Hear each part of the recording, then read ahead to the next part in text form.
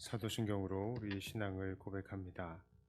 전능하사 천지를 만드신 하나님 아버지를 내가 믿사오며 그 외아들 우리 주 예수 그리스도를 믿사오니 이는 성령으로 잉태하사 동정녀 마리아에게 나시고 본디오 빌라도에게 고난을 받으사 십자가에 못 박혀 죽으시고 장사한 지 사흘 만에 죽은 자 가운데서 다시 살아나시며 하늘에 오르사 전능하신 하나님 우편에 앉아 계시다가 저길로서 산자와 죽은 자를 심판하러 오시리라.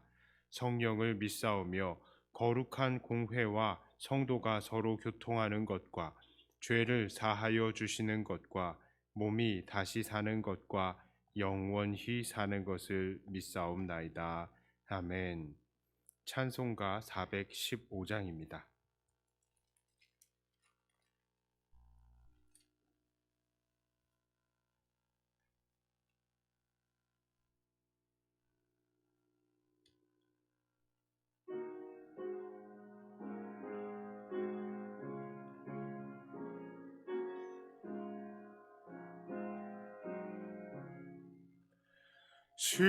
십자가 그늘 아래 나시기 원하네.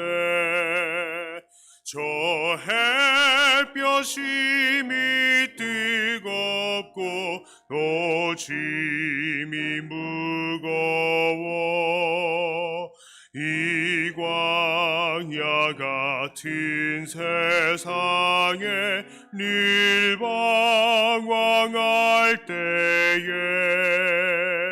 주 십자가의 그늘에 내 쉴 곳 찾았네. 내 눈을 밝히 떠서 저 십자가 볼 때 날 위해 고난 당하신 주 예수 보인다. 그 영상 볼 때 내 맘에 큰 찔림 받아서 그 사랑 감당 못하여 눈물만 흘리네. 십자가 그늘에서 나 길이 살겠네. 나 사모하는 광채는 주 얼굴뿐이라. 이 세상 나를 버려도 나 두려움 없네. 내 한량 없는 영광은 십자가뿐이라. 아멘.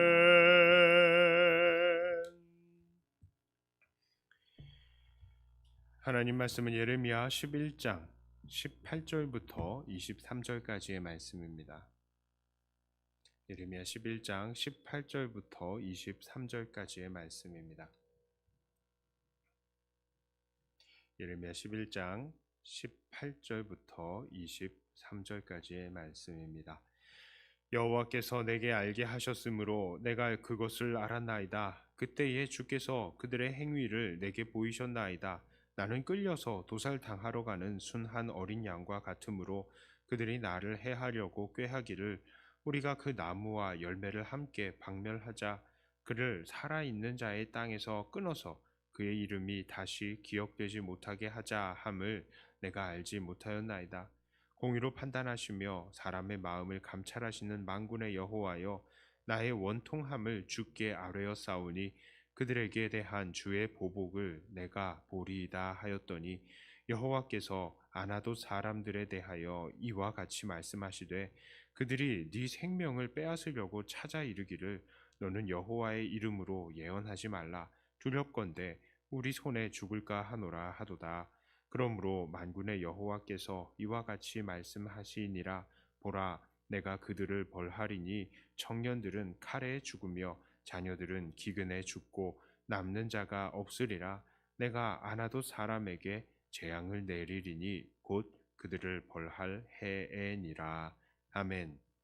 자, 우리는 보통 우리가 잘못했을 때 하나님께 기도하면 하나님께서 용서해 주시고 또 누군가를 위해서 우리가 기도해 줄 때에 하나님께서는 그 중보 기도에 응답하시고 중보하는 대상들에게 복을 주시는 하나님이시다라고 알고 있습니다.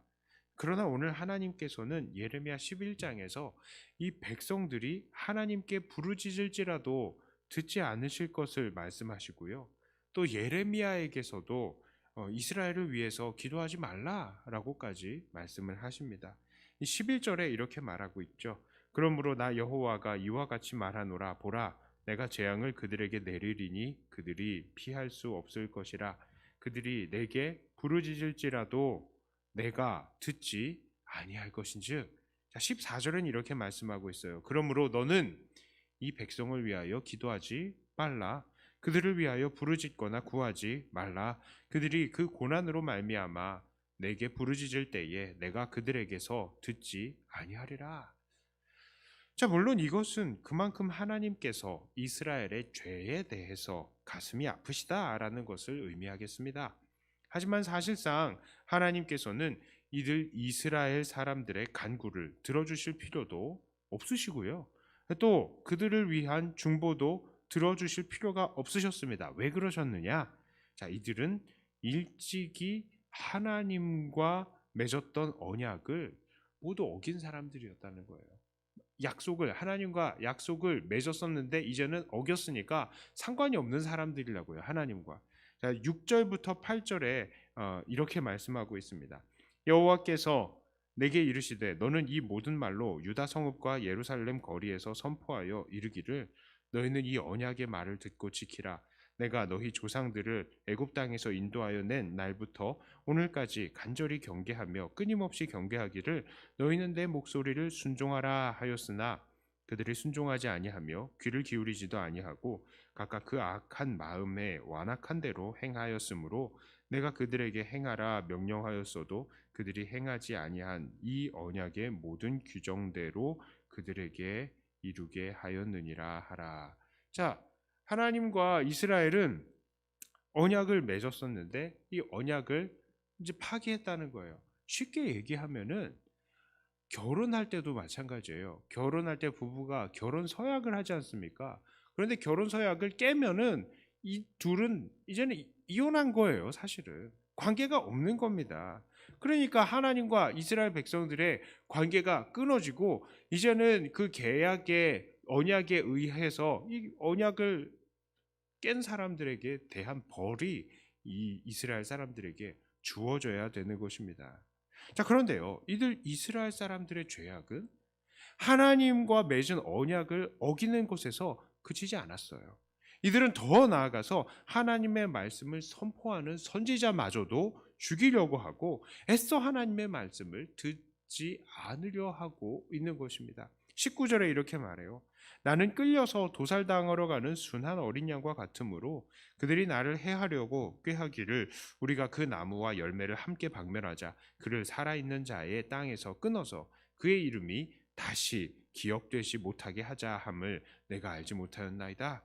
자, 여기 19절에서 말하는 그들은 특히 예레미야의 동향 사람이었던 것입니다. 아나돗 사람들이 바로 예레미야의 동향 사람들이에요. 그런데 그들이 서로 계획하면서 그 나무와 열매를 함께 박멸하자. 이 말은 무엇이냐? 나무는 선지자를 의미하고요. 그 열매는 선지자의 입술에 나오는 하나님의 말씀인 것입니다. 그러니까 이들은 선지자를 죽이고 그 하나님의 말씀도 나오지 못하게 하자, 없애버리자라는 것이죠. 그래서 21절에서도 이렇게 말하는 거예요. 하나님께서 여호와께서 아나돗 사람들에 대하여 이와 같이 말씀하시되 그들이 네 생명을 빼앗으려고 찾아 이르기를 너는 여호와의 이름으로 예언하지 말라. 두렵건대 우리 손에 죽을까 하노라 하도다. 자, 이 아나도 사람들 이렇게 하나님을 떠난 것에서 모자라서 적극적으로 하나님의 말씀과 그 말씀을 전하는 선지자를 대적하는 모습, 그거 보이고 있어요.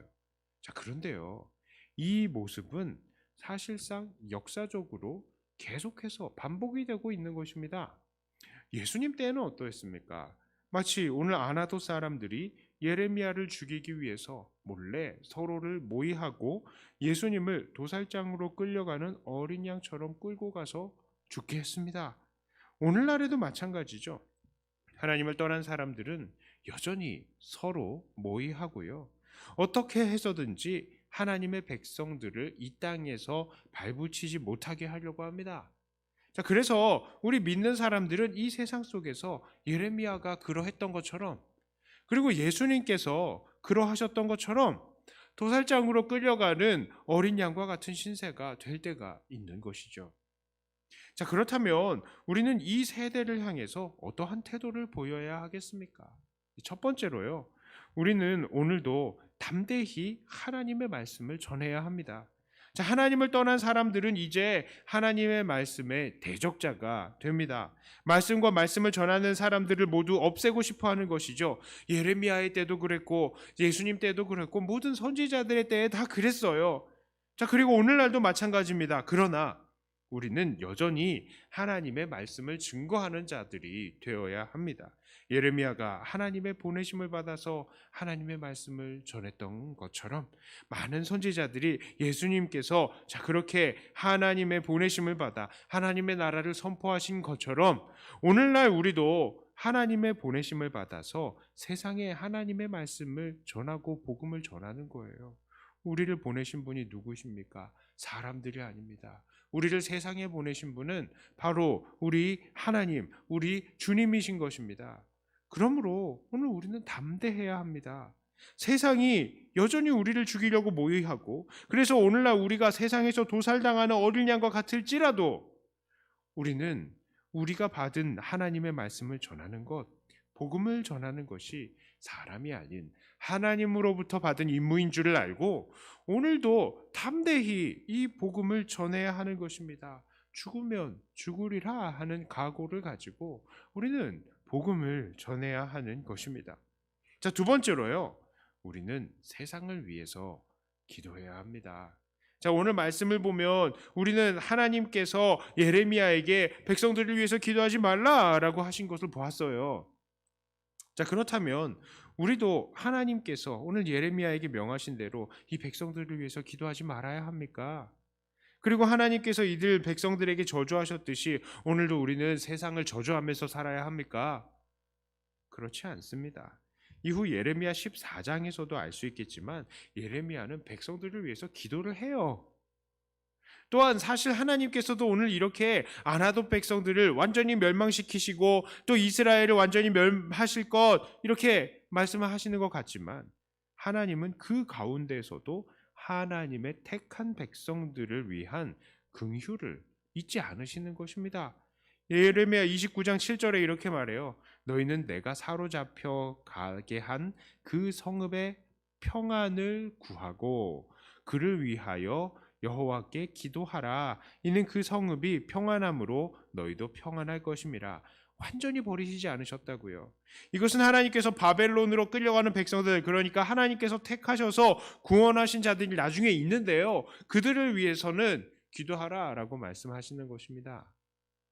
또한 우리 주님께서는 어떻게 하셨습니까? 십자가에 달려서 돌아가시면서까지도 그 자기를 못 박는 자들을 위해서 기도하셨습니다. 아버지, 저들을 용서하여 주시옵소서. 저들은 저들이 하는 일을 알지 못합니다.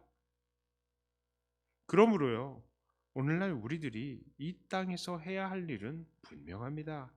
그것은 바로 이 세상의 사람들을 위해서 오늘 우리는 기도해야 된다는 거예요.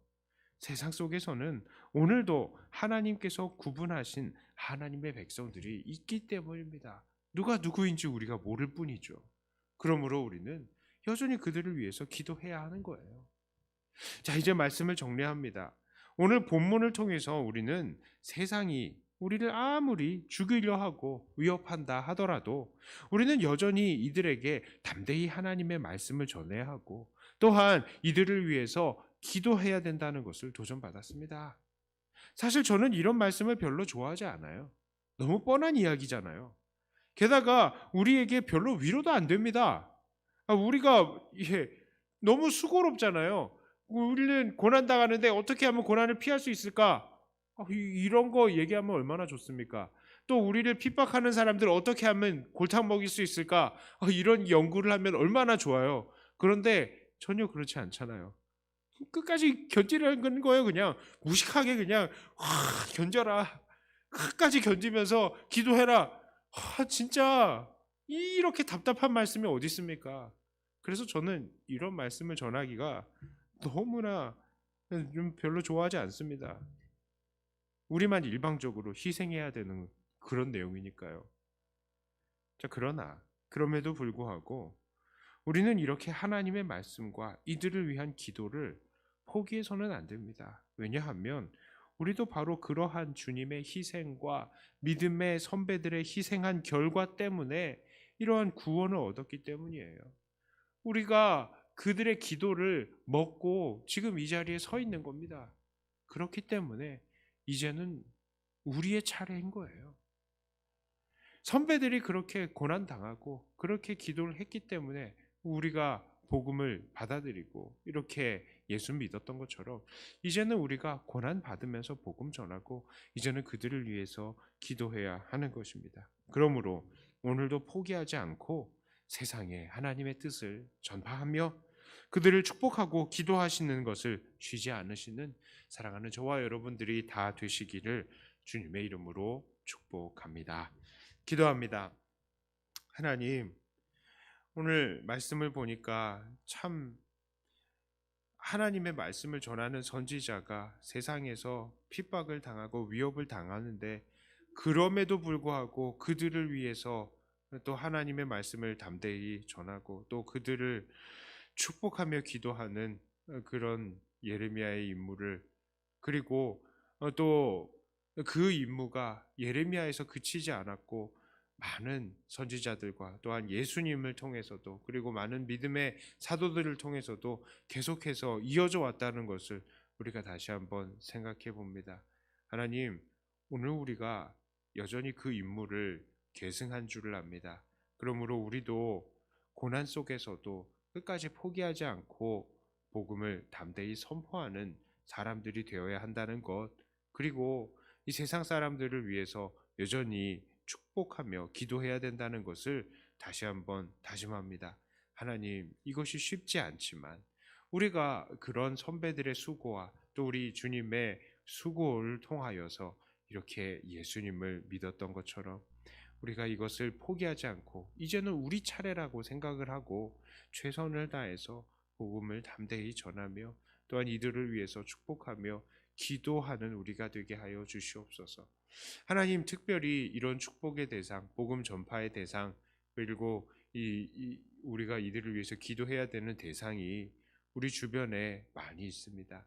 우리의 가정들, 식구들, 친척들, 이웃들, 여전히 예수님 믿지 않는 이들이 우리를 핍박하고자 할 때에 하나님, 우리가 이들의 이 핍박을 넉넉히 이겨낼 수 있는 믿음 허락하여 주시고 이들에게 전할 말씀들이 또한 생각나게 하시고 이들이 정말로 원하고 필요한 것이 무엇인지를 볼 수 있는 영안도 허락하여 주시며 그들을 위해서 기도할 때마다 하나님, 정말 그들의 마음이 늘 열려지게 하여 주시어서 이들이 복음도 금방 또 받아들이고 함께 이제는 주님을 위해서 고난받고 복음을 선포하고 축복하는 이 용사가 또 될 수 있도록 하나님, 그들을 인도하여 주시옵소서. 특히 믿지 않는 자녀들, 잘 믿지 않는 우리의 남편과 아내들 하나님께서 붙드시고 하나님, 온 가족이 주 안에서 천국을 이루는 놀라운 은혜가 있게 하여 주시옵소서. 이제는 또 하나님, 우리가 이제 기도하려고 합니다. 이 기도의 시간이 더 주님을 닮아가고 주님께서 우리에게 주신 명령 때문에 확신을 더 할 수 있고 더 무장할 수 있는 시간이 되게 하여 주시옵소서. 감사드리며 우리 주 예수님 이름으로 간절히 기도드리옵나이다. 아멘. 하늘에 계신 우리 아버지여, 이름이 거룩히 여김을 받으시오며 나라이 임하옵시며 뜻이 하늘에서 이룬 것 같이 땅에서도 이루어지이다. 오늘날 우리에게 일용할 양식을 주옵시고 우리가 우리에게 죄 지은 자를 사하여 준 것 같이 우리 죄를 사하여 주옵시고 우리를 시험에 들게 하지 마옵시고 다만 악에서 구하옵소서. 대개 나라와 권세와 영광이 아버지께 영원히 있사옵나이다. 아멘. 받은 말씀 가지고 또 교회를 위해서 기도하시고 각자 가지고 나오신 기도 제목으로 기도하시다가 돌아가도록 하겠습니다.